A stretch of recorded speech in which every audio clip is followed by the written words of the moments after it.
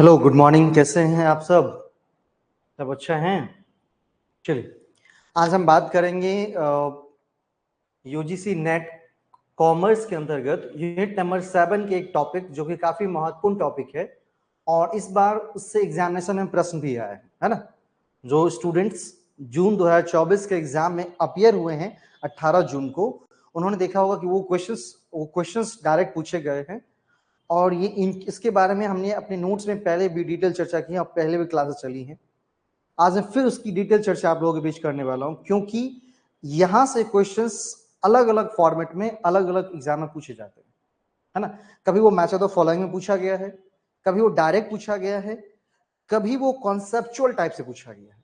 ठीक है, तो आज उस प्रश्न को बिल्कुल भी खंडन करते हुए उस टॉपिक को बिल्कुल भी डिटेल वाइज आपको समझाऊंगा। ठीक है, और यदि हमें पहली बार आप देख रहे होंगे तो कृपया करके वीडियो को पूरा देखिएगा, क्योंकि वीडियो बहुत ही खास होने वाला है और आपको एक बहुत अच्छी जानकारी देने वाला है। किसके बारे में आपको जानकारी देने वाला है?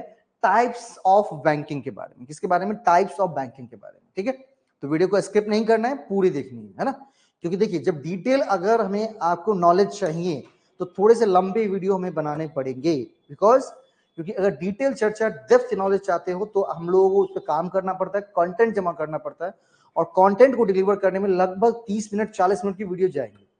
तो यदि 30 मिनट 40 मिनट आप अच्छे से उसको कवर करते देखते हैं तो उससे आपका ही फायदा होने वाला है। ऐसा कुछ नहीं कि मतलब उससे फायदा नहीं होगा, फायदा होगा ही होगा। ठीक है, चलिए शुरू करते हैं। सब कोई जुड़ गए हैं? सबके लिए नहीं, जो भी हमारे ऑनलाइन पेड क्लास में स्टूडेंट सब जो जुड़ गए हैं। आज ये लेक्चर नंबर 2 आ रहा है। इससे पहले एक लेक्चर हमने किया हुआ है अकाउंटिंग कॉन्सेप्ट के बारे में, वहां से भी क्वेश्चंस था, तो वो भी हमने दिखाया था कि कैसे फॉर्मेट पूछे गए, किस तरह से पूछे गए थे। और आज हम बात करें टाइप्स ऑफ बैंकिंग की। ठीक है, ये भी क्वेश्चन दिखाते हैं क्वेश्चन कैसे पूछा गया। तो सबसे पहले क्वेश्चंस को मैं दिखाता हूं, सबसे सीधा ले चलता हूं आपको लास्ट स्लाइड के ऊपर। ये क्वेश्चंस था यहां पर। The system where 2 or more banking companies are controlled by 1 or 2 individuals is called। ऐसी प्रणाली जिसमें 2 या अधिक बैंकिंग कंपनियां एक या 2 व्यक्तियों द्वारा नियंत्रित की जाती हैं कहलाती हैं। मतलब ये क्वेश्चंस दिया गया था आपके यूजीसी नेट जो जून 2024 का एग्जाम हुए थे उसको 18 जून के पेपर में। ठीक है, तो ये प्रश्न है और आपको सॉल्व करके आना है ना। मैं पहले उस तभी टॉपिक को ले रहा हूं इस बार जो रिसेट एग्जाम पूछे गए हैं और इसके बाद जो हमें पढ़ना है वो तो हम पढ़ेंगे साथ में। ठीक है, ताकि उससे एक बार इवैल्यूएशन हो पाए और आप भी देख पाए कि हाँ, कहीं ना कहीं निश्चित रूप से पढ़ाया गया जो हमारा कंटेंट है वो एग्जाम से बिल्कुल कनेक्ट करता है। चलिए शुरू करते हैं टाइप्स ऑफ बैंकिंग के बारे में, क्योंकि पहले हमें क्या करना है, पहले हमें उसके कंटेंट के बारे में जानना है, मतलब अलग अलग टाइप्स के जो बैंकिंग है उसके बारे में जानना है। फिर इस क्वेश्चंस का हम क्या कर सकते हैं, आंसर कर सकते हैं। तो सर टाइप्स ऑफ बैंकिंग क्या है, बैंकिंग क्या होती है, टाइप्स ऑफ बैंकिंग में कौन कौन से बैंकिंग आती हैं और उसके बारे में डिटेल चर्चा हम लोग शुरू करते हैं आज के लेक्चर में।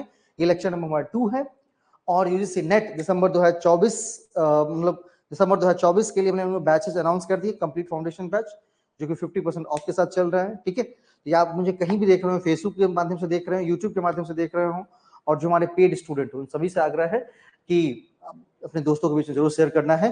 जैसे क्लासेस शुरू हो रही हैं और फर्स्ट टाइम, ठीक है, इंग्लिश हिंदी दोनों में आपको कंटेंट अवेलेबल हो रहा है। ठीक है, चलिए शुरू करते हैं। ये लेक्चर नंबर 3 हो गया है, लेक्चर नंबर 2 होना चाहिए, लेक्चर नंबर 3 हो गया है ना, कोई बात नहीं, इसको हम एडिट कर देंगे। लेक्चर नंबर 3 की जगह लेक्चर नंबर 2 आ जाएगा, है ना, इसको एडिट कर दिया जाएगा। और इसका जो पीडीएफ है ना, इसका पीडीएफ आपके व्हाट्सएप ग्रुप में चला जाएगा और हमारे एप्लीकेशन पे भी पहुंच जाता है क्लास के बाद। सबसे पहली बात की जा रही है बैंकिंग के बारे में। इसकी मैंने हिंदी भी लिखी है, इंग्लिश भी लिखी है। मैं इंग्लिश में एक बार चर्चा कर देता हूं आपको और आप उसको हिंदी में अच्छे से उसको क्या कर सकते हैं, नोट डाउन कर सकते हैं, नोट्स बना सकते हैं, समझ सकते हैं। बात करती है बैंकिंग के बारे में। बोला banking refers to the system of financial institutions such as banks and credit union that provide various financial service to individuals, business, governments. मतलब किसी भी फाइनेंशियल इंस्टीट्यूशंस या क्रेडिट यूनियंस के द्वारा जो फाइनेंशियल सर्विस, वित्तीय सहायता उपलब्ध की जाती है। किसको उपलब्ध की जाती है? तो वो वित्तीय सहायता जो है उपलब्ध की जाती है, वो किसको उपलब्ध की जाती है? वो उपलब्ध की जाती है सर इंडिविजुअल्स को, किसी व्यक्ति को, बिजनेसेस को, गवर्नमेंट को, है ना। तो यदि कोई भी फाइनेंशियल इंस्टीट्यूशंस किसी भी गवर्नमेंट, किसी भी बिजनेस, किसी भी इंडिविजुअल्स को अगर फाइनेंशियल सर्विस जो प्रोवाइड करती है ना, उस फाइनेंशियल सर्विस को ही बैंकिंग का नाम दिया जाता है। क्या किया जाता है? उसी फाइनेंशियल सर्विस को बैंकिंग का नाम दिया जाता है। ओके, चलिए फिर लिखा है बैंकिंग सर्विसेज मेनली इंक्लूड। अब बैंकिंग, जब हम बात करते हैं बैंकिंग जो फाइनेंशियल सर्विस प्रोवाइड करता है उसे हम कहते हैं बैंकिंग। तो दूसरा नेक्स्ट क्वेश्चन आता है कि बैंकिंग में किस किस एक्टिविटी को इंक्लूड किया जा सकता है ना। क्वेश्चन क्या बनता है कि बैंकिंग में हम किस किस मतलब एक्टिविटी को हम इंक्लूड कर सकते हैं। तो बोला कि अगर हम बैंकिंग की बात करें, उसके अंदर एक्टिविटी की बात करें, तो हम बात करें किसकी? Mainly included accepting deposit. सबसे पहला काम क्या कि डिपॉजिट को एक्सेप्ट करना। क्या करना? डिपॉजिट को एक्सेप्ट करना। दूसरी चीज लेंडिंग मनी, मनी को लेंड करना, मनी उधार देना, ठीक है। तीसरी चीज फैसिलिटेटिंग ट्रांजैक्शंस, जो आपके ट्रांजैक्शंस है, लेन देन है, उसके लिए आपको फैसिलिटेट करना, आपको सहायता करना, आपको फैसिलिटी प्रोवाइड करना। And offering various financial product like saving accounts, loan account, credit cards, gold loan, home loan, car loan, etcetera. जितनी भी चीजें हैं ये सारी फाइनेंशियल सर्विस की कैटेगरी में आएंगी। और जो भी फाइनेंशियल सर्विस फाइनेंशियल इंस्टीट्यूशंस के द्वारा प्रोवाइड किया जाएगा उसे क्या नाम दिया जाएगा? उसे नाम दिया जाएगा बैंकिंग। उसे क्या नाम दिया जाएगा? बैंकिंग। ओके, उसे क्या नाम दिया जाएगा? बैंकिंग का नाम दिया जाएगा। ये रही आपकी बैंकिंग। अब banking plays a crucial role in the economy by facilitating the flow of money and enabling economic activities. मतलब कहा जा रहा है कि बैंकिंग जो है हमारी इकोनॉमी में क्रूशियल रोल प्ले करता है। क्या करता है? एक क्रूशियल रोल प्ले करता है by facilitating the flow of money, जिसमें आप मनी के फ्लो को देख सकते हैं। क्या कर सकते हैं? मनी के फ्लो को देख सकते हैं। इनेबलिंग इकोनॉमिक एक्टिविटीज, और दूसरी चीज वो क्या करता है कि इकोनॉमिक एक्टिविटीज जो है उसको इनेबल करता है। मतलब दो चीजें कहीं ना कहीं बैंकिंग सर्विसेज के अंदर आ रही हैं। कौन कौन सी आ रही हैं? तो सबसे पहला facilitating flow of money, money के फ्लो को बनाए रखना। एंड सेकेंड चीज इनेबलिंग इकोनॉमिक एक्टिविटी, मतलब आपकी इकोनॉमिक एक्टिविटीज जो है उसको इनेबल करना। तो भाई यहां से 3 प्रश्न पहले स्लाइड से बन गए कि भाई बैंकिंग किसे कहते हैं, बैंकिंग के मतलब, बैंकिंग का मतलब क्या है, और इसको वो असर्शन रीजनिंग के फॉर्म में भी पूछ सकते हैं। क्योंकि नेट एग्जाम अगर आप दे रहे हैं तो आप डायरेक्ट क्वेश्चंस भी आपके पास आ सकते हैं, कंसेप्चुअल भी आ सकते हैं, दोनों चीजें आ सकती हैं। तो यहां से डायरेक्ट एंड कंसेप्चुअल दोनों बना सकती है। क्वेश्चन कैसे बन सकते हैं यहां पर? तो banking mainly include which are the following actions. Banking के अंदर कौन कौन सी एक्टिविटी इंक्लूड की जाती है? तो वहां पर एक्सेप्टिंग डिपॉजिट इंक्लूड की जाती हैं, लेंडिंग मनी इंक्लूड की जाती हैं, फैसिलिटेटिंग ट्रांजैक्शन इंक्लूड की जाती हैं, ऑफरिंग वेरियस फाइनेंशियल प्रोडक्ट्स। ये सारी की सारी चीजें बैंकिंग के अंदर इंक्लूड होती हैं। बैंकिंग है क्रूशियल रोल प्ले करता है इकोनॉमी में। कैसे? तो वो क्या करता है? मनी के फ्लो को बनाए रखता है और इकोनॉमिक एक्टिविटीज को इनेबल करता है। और यही चीजें आपको हिंदी में भी लिख करके दे दी गई हैं फॉर योर कंफर्टेबिलिटी लैंग्वेज।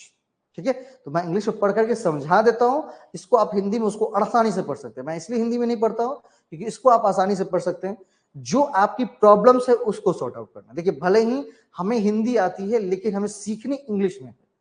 क्योंकि अगर आप नेट एग्जाम की तैयारी कर रहे हैं, प्रोफेसर्स की तैयारी कर रहे हैं, तो आपको इंग्लिश भी धीरे धीरे करके सीखना चाहिए। ये आपके टीचिंग में एक अच्छा काम रोल प्ले करेगा। टाइप्स ऑफ बैंकिंग, कितने प्रकार के बैंकिंग हैं?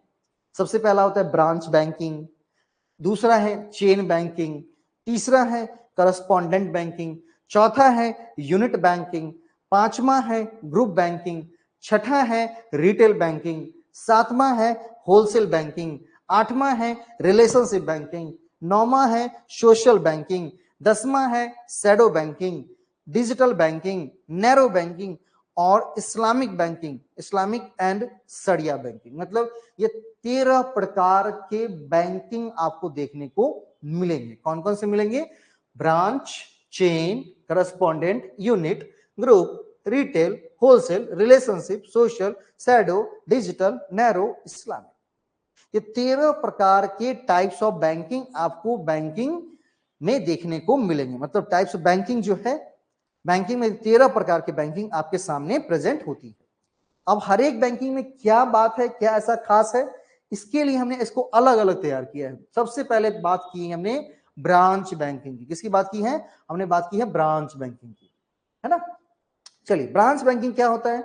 तो कहा गया कि branch banking means when banks can either open new branches और shift the location of existing branches which is defined under the provision of section 23 of the Banking Regulation Act 1949। आपको पता होगा कि जो बैंक्स जो रेगुलेट होती हैं, banks के लिए जो अधिनियम बनाया गया है वो कब बनाया गया है?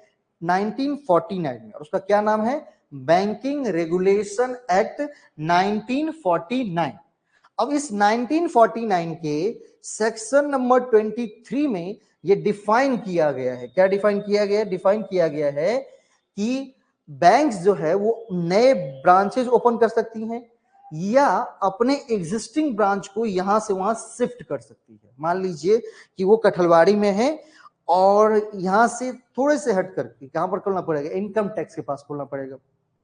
तो या तो वो यहां पर नया ब्रांच खोल सकती है या यहीं के ब्रांच को उठाकर वहां पर शिफ्ट भी कर सकती है। तो ये जो प्रोविजंस हैं डिफाइन किए गए हैं सेक्शन 23, है ना, that banks can either open new branches और shift the location of existing branches. उस टाइप के बैंकिंग को ब्रांच बैंकिंग कहा जाता है। मतलब 1949 के अंदर सेक्शन 23 में कहा गया कि कोई भी बैंक्स अपने नए ब्रांचेस खोल सकता है, अपने एग्जिस्टिंग ब्रांच शिफ्ट कर सकते हैं, और इसे हम ब्रांच बैंकिंग का नाम देते हैं। क्या नाम देते हैं? ब्रांच बैंकिंग का नाम देते हैं। तो यहां पर याद रखना, ये section 23 of the banking regulation act for branch banking, for branch banking. चलिए नेक्स्ट क्वेश्चन, सॉरी नेक्स्ट बोल रहे, नेक्स्ट बैंकिंग की बात करते हैं। नेक्स्ट बैंकिंग हमारा चेन बैंकिंग। नेक्स्ट बैंकिंग क्या है हमारा? Chain banking. चेन बैंकिंग की अगर हम बात करें, बोला chain banking refers to the types of banking when a group of persons come together to own and control 3 or more independently chartered bank। जब 3 या 3 से अधिक चार्टर्ड बैंक्स को इंडिपेंडेंटली कंट्रोल करने के लिए, उसे अपना बनाने के लिए ग्रुप ऑफ पर्संस एक साथ जुड़ते हैं, तो उसे क्या नाम दिया जाता है? Chain banking. Each of these banks could maintain their independent existence despite common control, ठीक है, एंड ओनरशिप। ये इसका जो एग्जिस्टेंस रहता है वो इंडिपेंडेंट रहता है, भले ही लोग वहां पर जुड़कर उसको चला रहे हैं, लेकिन उसका जो खुद का एग्जिस्टेंस है वो इंडिपेंडेंट रहता है। The banks in the chain were assigned specific function, so there was no loss of profit and overlapping interest। और चेन बैंकिंग में क्या कहता है? हर एक जो 2-3 बैंक एक साथ मिल करके अभी काम कर रहे हैं, उन सबको काम दे दिया जाता है कि तुमको ये देखना है, तुमको ये वाला काम देखना है, तुमको ये वाला काम देखना है। अब यहां पर क्या होती है कि जैसे ही चेन बैंकिंग होता है, अब उसको क्या करेंगे? काम को बांट देंगे, तो कभी झगड़ा होगा क्या? नहीं होगा।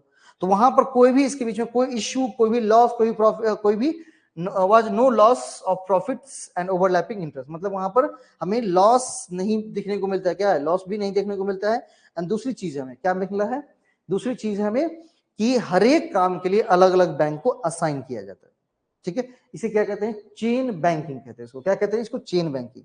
एग्जाम्पल इसका है करूर वैश्य बैंक। करूर वैश्य बैंक जो है, वैश्य बैंक जो है बैंकिंग, वो बिल्कुल मिलता जुलता एग्जांपल है चेन बैंकिंग का। किसका एग्जांपल है? चेन बैंकिंग का एग्जांपल है, ठीक है। चलिए next 3 number, correspondent banking. Correspondent banking, correspondent banking का मतलब क्या हो गया? बोला correspondent banking refers to financial institution that provide service to another one usually in another country, ठीक है। करस्पॉन्डेंट बैंकिंग का मतलब होता है कि एक ऐसा financial institution that provide service to another one usually in another country. मतलब अनदर कंट्री में अगर कोई हमारे जो घर का, हमारे भारत का कोई भी बैंक या फाइनेंशियल इंस्टीट्यूशन वहां पर उसे सर्विस प्रोवाइड कर रही है, तो ये बिल्कुल करस्पॉन्डेंट बैंकिंग का उदाहरण है। किसका उदाहरण है? करस्पॉन्डेंट बैंकिंग का उदाहरण है। It acts as an intermediary और agent facilitating wire transfers, conducting business transactions, accepting deposits and gathering documents on behalf of another banks। Example है इसका वस्त्रो एंड नोस्त्रो अकाउंट, मतलब बैंकिंग, ठीक है। यहां पर क्या किया जाता है? मतलब हमारे ही बैंक किसी दूसरे कंट्री में लोगों को सुविधा पहुंचा सकती है, इसे करस्पॉन्डेंट बैंकिंग कहते हैं। क्या कहते हैं इसको? करस्पॉन्डेंट बैंकिंग कहते हैं। ठीक है, कैसे? करस्पॉन्डेंट बैंकिंग कहते हैं। चलिए, कैसा लग रहा है? अच्छा लग रहा है ना? दोनों में कंटेंट है, हिंदी में भी है और इंग्लिश में भी कंटेंट, दोनों में कंटेंट आपके सामने रखे गए हैं। ठीक है, नेक्स्ट है हमारा ग्रुप बैंकिंग। नेक्स्ट है हमारा कौन सा? Group banking. नेक्स्ट है हमारा क्या? Group banking.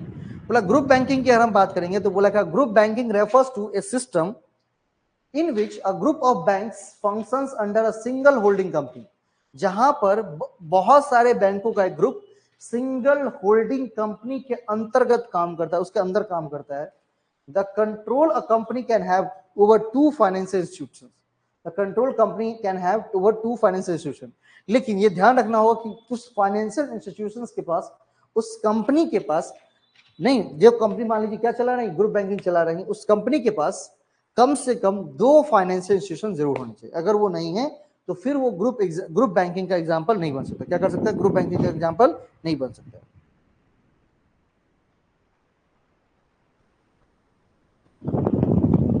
ठीक है, चलिए नेक्स्ट बात करते हैं।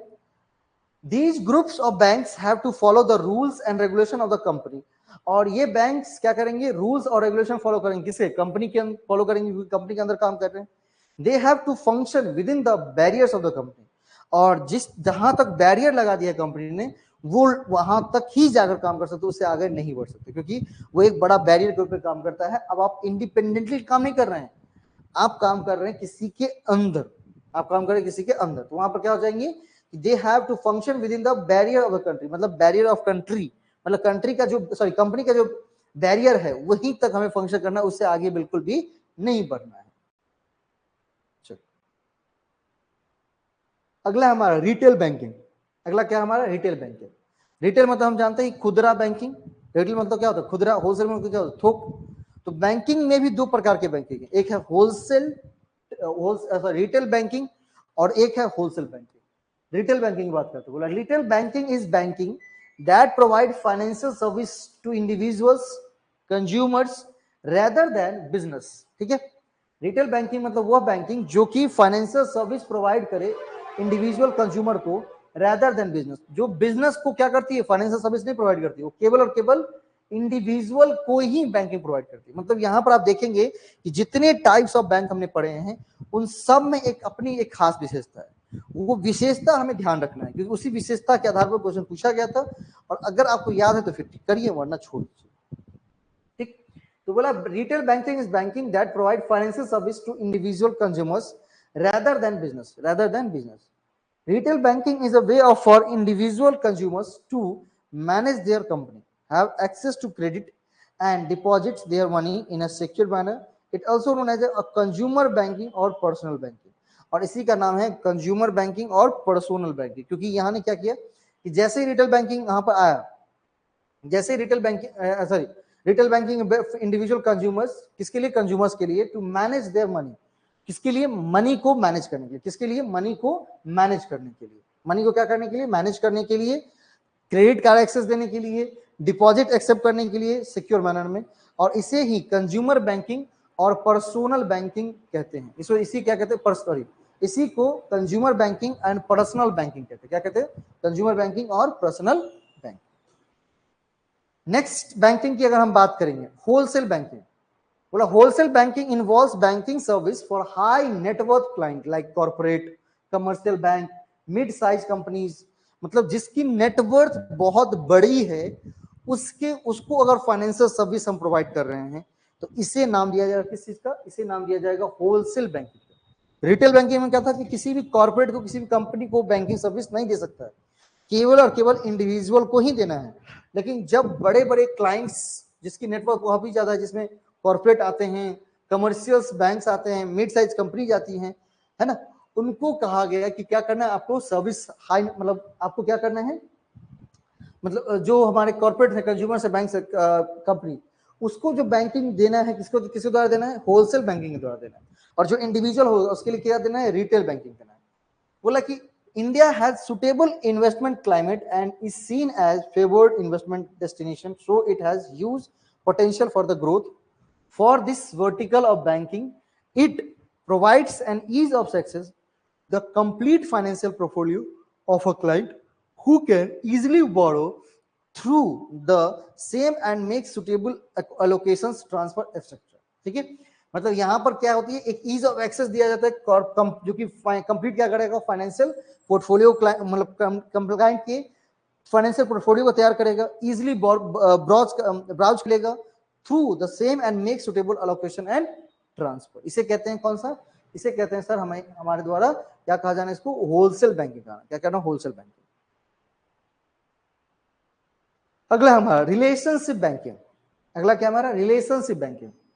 ठीक है, हर एक बैंकिंग की अपनी एक खास बात है, उसको ध्यान रखना है, हर एक बैंकिंग की अपनी एक खास बात है और आपको क्या करना है, उसका ध्यान रखना है, याद रखिएगा। Relationship banking, but relationship banking is a banking system in which banks make deliberate efforts to understand customer needs and offer him products accordingly। बोला रिलेशनशिप बैंकिंग एक ऐसा बैंकिंग सिस्टम है जहां पर banks make deliberate efforts to understand customer needs and offer him products accordingly। It helps banks to gather critical soft information about the borrowers which helps them to determine credit worthiness of such clients। ठीक है, मतलब यहाँ पर हम बात करें किसकी बारे में, हम बात कर रहे हैं रिलेशनशिप बैंकिंग, मतलब एक टुगेदर रिलेशनशिप जनरेट करके, मतलब ये एक बैंकिंग सिस्टम ऐसा है जहां पर बैंक क्या करती है, एफर्ट्स लगाती है अंडरस्टैंड करने में कस्टमर के नीड्स को, और वही चीज उसे ऑफर में दिया जाता है, ताकि अगर वो है तभी इतनी बड़ी बैंकिंग व्यवस्था बनी हुई है। अगर लोग पैसा ही नहीं जमा करेंगे तो बैंक कहां से रहेगा, है ना। चलिए, क्रेडिट वर्थनेस ऑफ सच क्लाइंट, हाँ बस इन्हें ये थॉट हो रहा है कि कहीं क्रेडिट वर्थ नहीं है, बिल्कुल क्रेडिट वर्थ है, उसके लिए कहीं भी कहीं आपको समस्या नहीं होगी।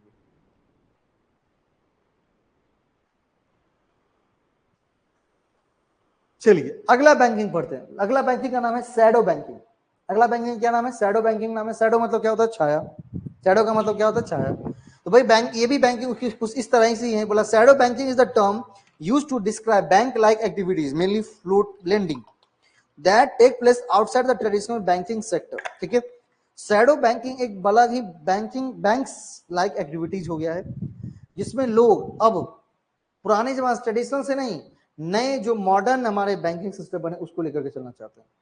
It is now commonly referred to the internationally as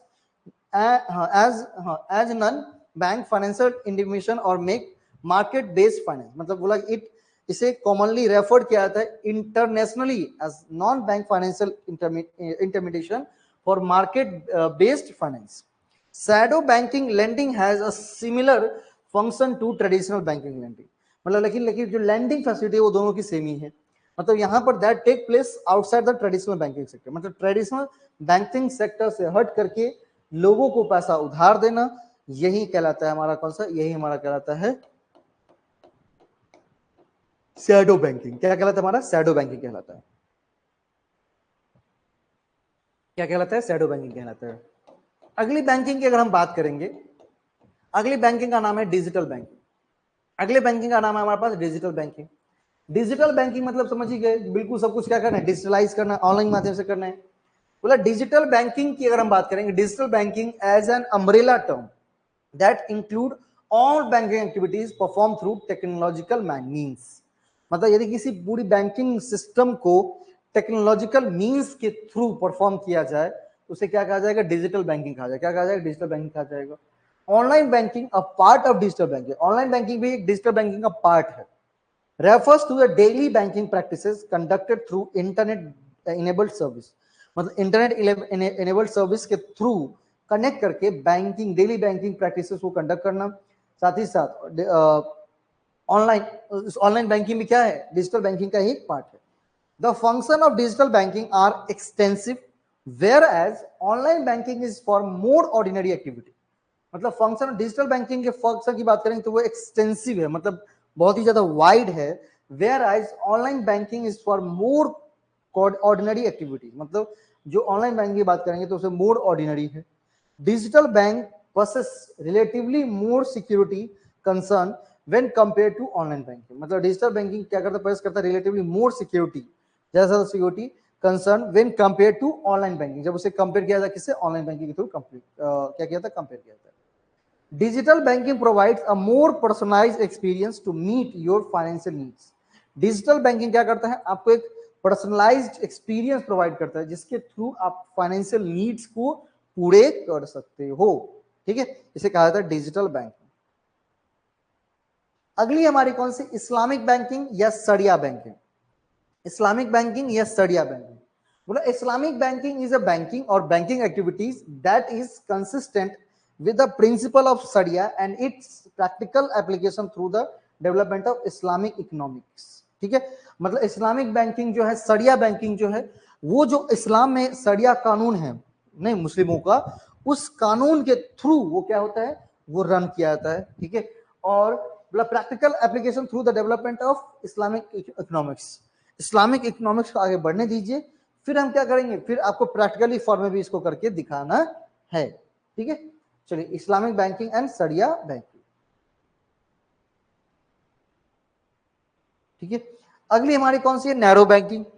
बोला narrow banking are safe banks by not lending and using their deposits to buy government bonds, they carry virtually no credit risk. Narrow bank का मतलब एक safe bank है। By not lending मतलब ये lending नहीं करता है, and using their deposit to buy government bonds. और जो ये मतलब जैसे ही जनता से पैसा जमा होता है तो नॉर्मल बैंक क्या करते हैं, उधार देना शुरू करते हैं। ये उधार नहीं देता, ये कहता है कि नहीं हम अपने पैसा रखेंगे और बाद में जब शेयर मार्केट में हमको लगाना होगा तो हम लगाएंगे। They carry virtually no credit risk, ये क्या कहेगा, हमको कोई क्रेडिट रिस्क है नहीं। There is no danger of non-performing loans and frequent injection of equity capital that has to be funded by taxpayer. For the Reserve Bank of India to supervision gets easier, there is no need for deposit insurance। ठीक है, ये हो गया हमारा narrow banking, ये हो गया कौन सा, नैरो बैंकिंग। इसके बाद हमारा प्रश्न शुरू होता है, द सिस्टम वेयर टू और more banking companies are controlled by one और टू इंडिविजुअल इज कॉल्ड। ठीक है, चलिए अब ये जो चार ऑप्शन दिए गए, ये प्रश्न दिया गया, इसमें से आंसर करना है कि जो ऐसा सिस्टम जहां पर दो या दो से अधिक व्यक्ति कंपनीज में रह करके एक साथ मिलजुल कर रह करके एक दूसरे को कंट्रोल करते हुए आगे बढ़ेंगे, ये वैसी चीज है। इसमें इसका आंसर क्या होगा, चेन बैंकिंग होगा, ग्रुप बैंकिंग होगा, मिक्स बैंकिंग होगा और पंच बैंकिंग होगा। बंच कर दीजिए, पंच बैंकिंग होगा, है ना।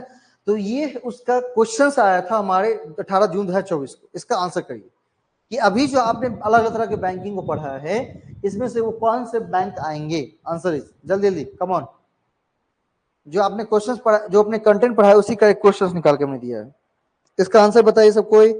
ऐसी प्रणाली जिसमें दो या अधिक बैंकिंग कंपनियां एक या दो अधिक व्यक्ति द्वारा नियंत्रित की जाती है कहलाती है, क्या कहलाती है, क्या कहलाती हैं,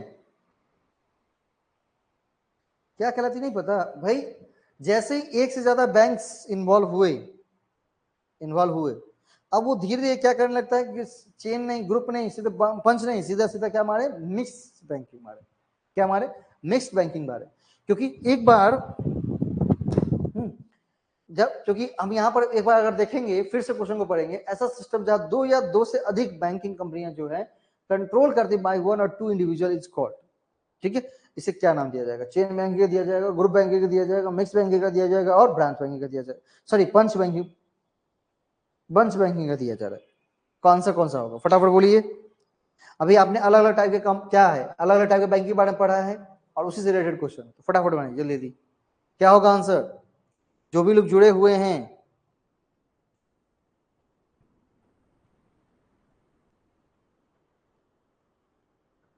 जो भी लोग जुड़े हुए हैं, एक बार क्या होगा आंसर इसका। ठीक है, इसमें अगर आंसर्स की बात करेंगे, ठीक है, तो वो मैं एक बार सस्पेंस क्रिएट करता हूं, इसमें सस्पेंस क्रिएट करता हूं, आपको कल बताना है इसका आंसर,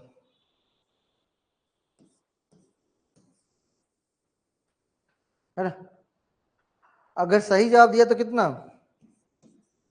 50 मार्क्स, और गलत जवाब दिया तो कितना, 40 मार्क्स।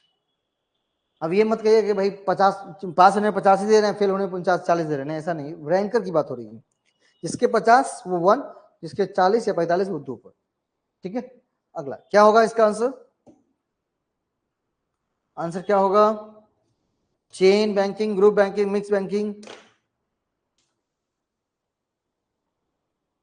ऐसी प्रणाली जहां दो या दो से अधिक बैंकिंग कंपनी को एक ही व्यक्ति, एक या दो से अधिक व्यक्ति द्वारा नियंत्रित किया जाता है, क्या कहलाती है? चेन कहलाती है, ग्रुप कहलाती है, मिक्स कहलाती है, बंच कहलाती है ना? क्या कहलाती है वो?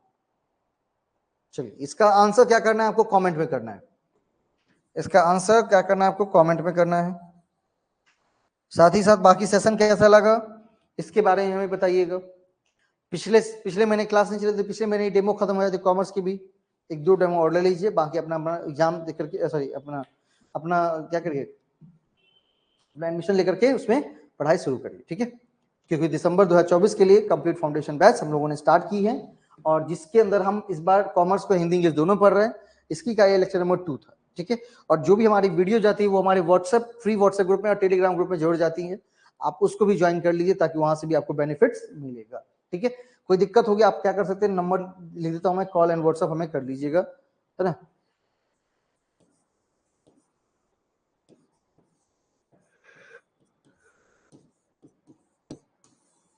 ठीक है, 9334617677, ठीक है? इस पर कॉल करके व्हाट्सएप करके हमें जानकारी जोड़ दीजिएगा, बाकी क्वेश्चन का आंसर कमेंट में जोड़ दीजिए, ठीक है? चलिए, धन्यवाद, मिलते हैं कल।